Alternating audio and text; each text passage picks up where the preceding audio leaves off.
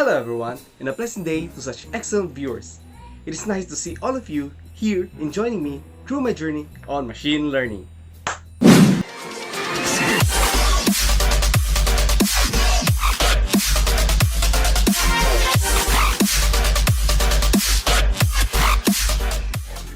But first and foremost, what is machine learning? Machine learning is the study of computer algorithms that is gradually augmenting automatically through experience. It can also be seen in a perspective that it is a subgroup or batch of artificial intelligence. Machine learning algorithms build a mathematical model based on sample data known as training data in order to make predictions or decisions without being explicitly programmed to do so.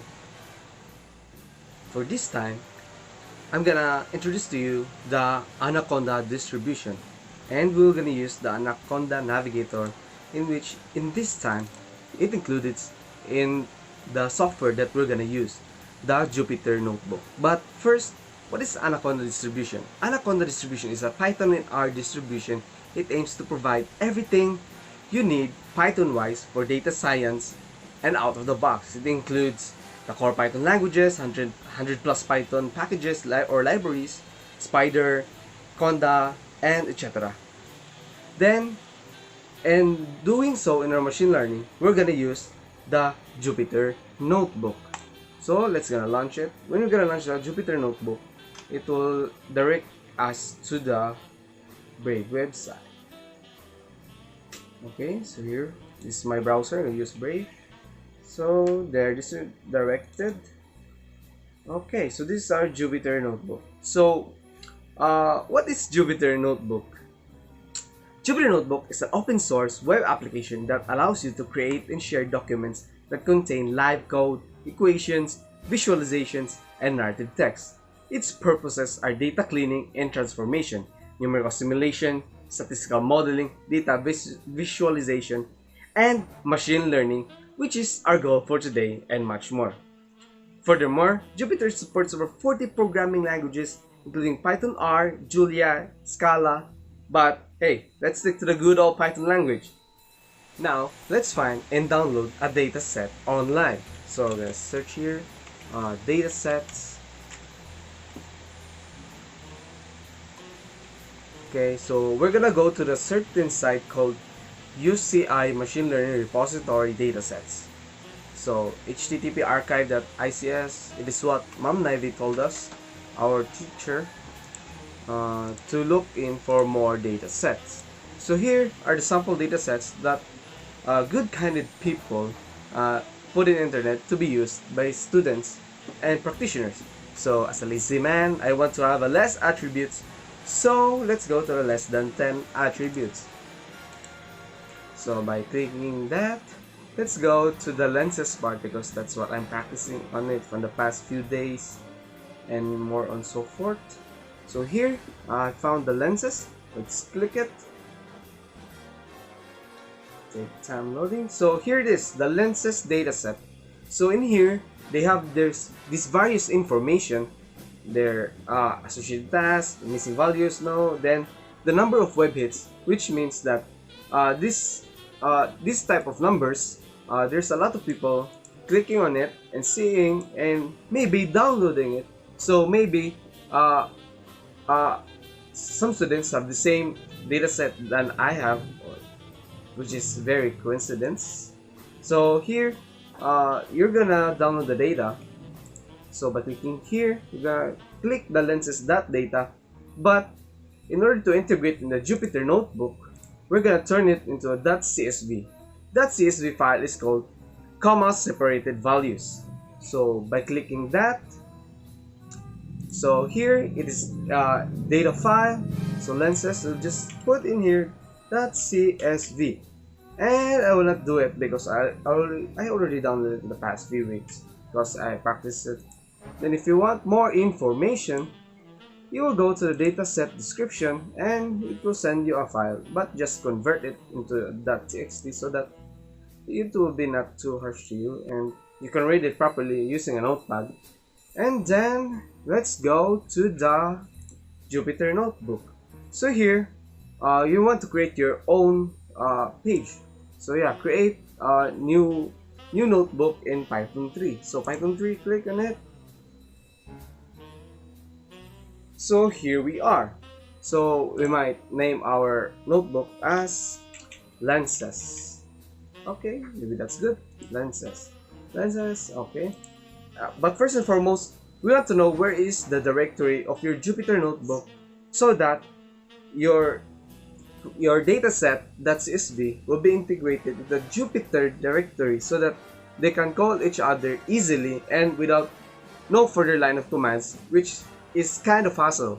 So using this command, pwd run. So here is my working directory.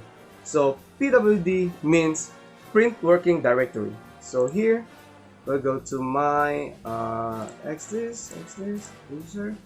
So here, so I'll go to my C, go to my users. Taking some time.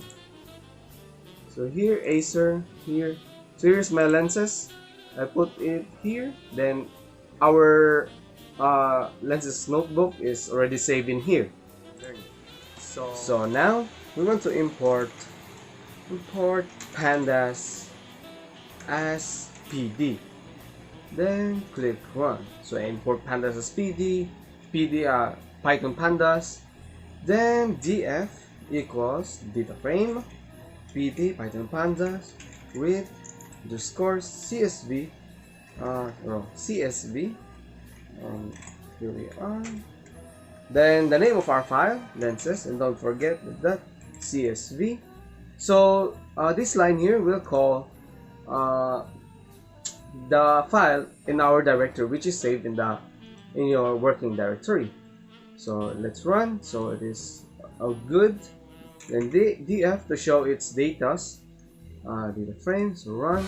So here, luckily, the attributes are already here at the topmost part in the data, which is good, and our classes, which will be used by the machine to organize the classes of each data. So here it's all numerical values, so there's no more steps to do and changing it into a numerical value because it is already a numerical one. So now let's go to so how about let's put this one. So this is to train, test, split data. So the hashtag here is it is commenting on this line, but it will not be run in the Python, this notebook.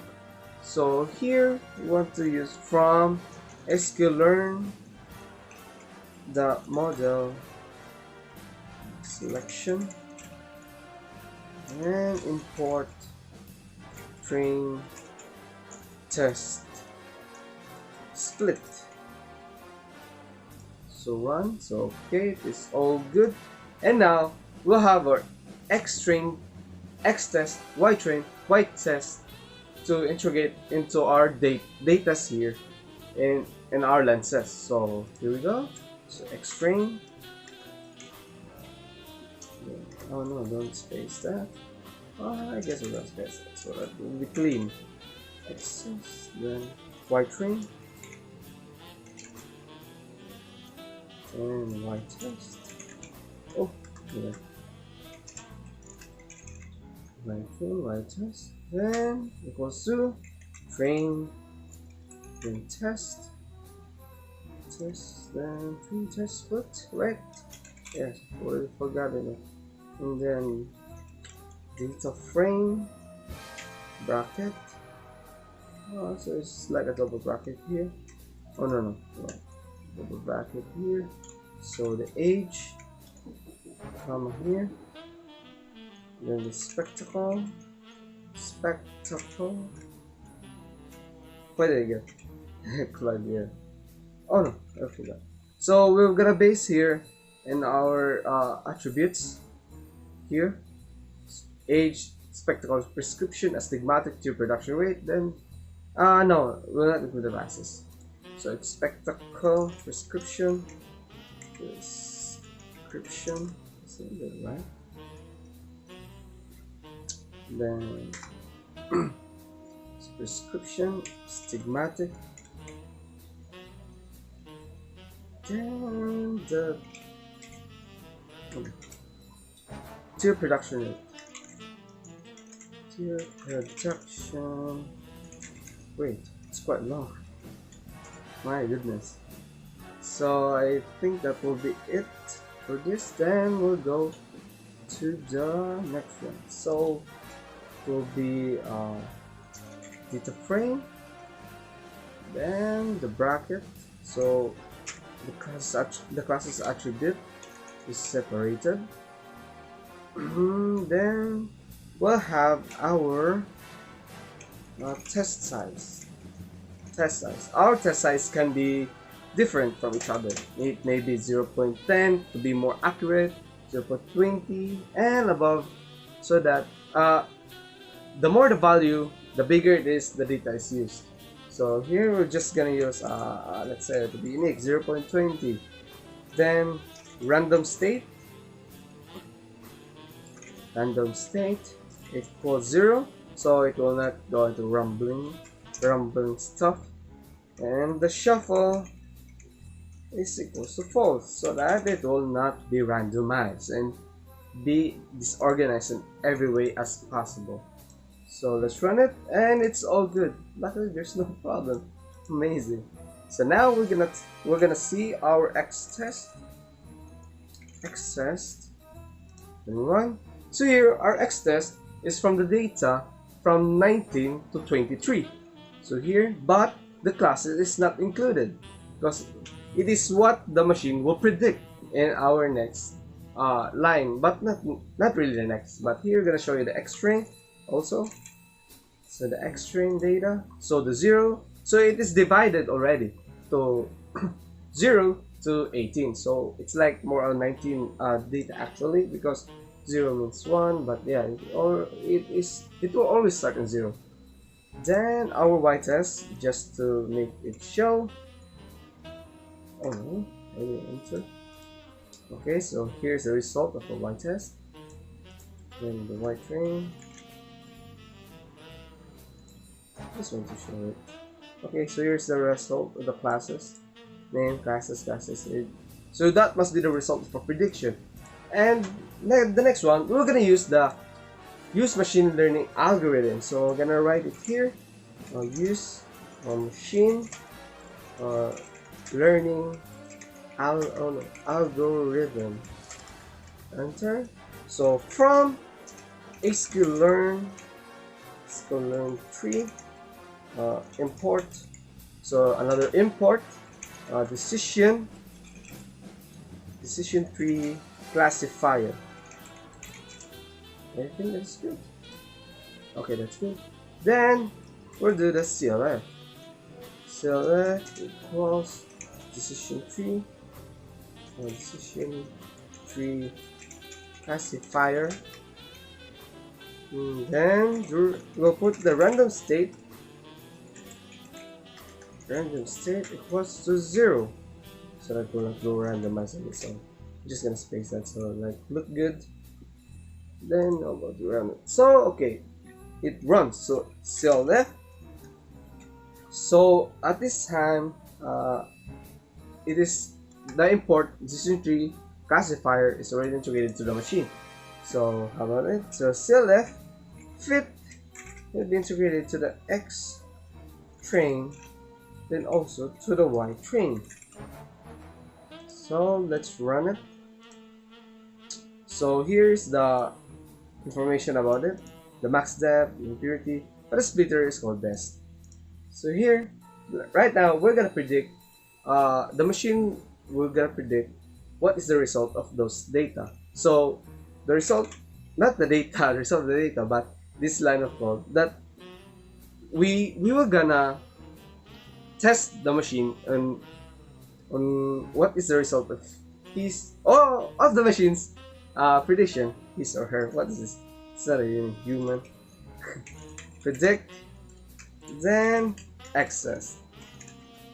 So yeah, click access. So it's all good. So our result of the predict X test. So our x test is from 19 to 23. So as you can see in the table here, 1923 is 1333, all the 1 2 3 4 5. So 1 3 3 3, so it's in the classes, and even here in the y test it's 1 2 3, and we predicted it correctly. The machine predicted it correctly. It is learning through, it is progressively learning in this. It correctly predicted it. That's all. So thank you for watching and joining me in my machine learning journey, and I hope to see you guys soon.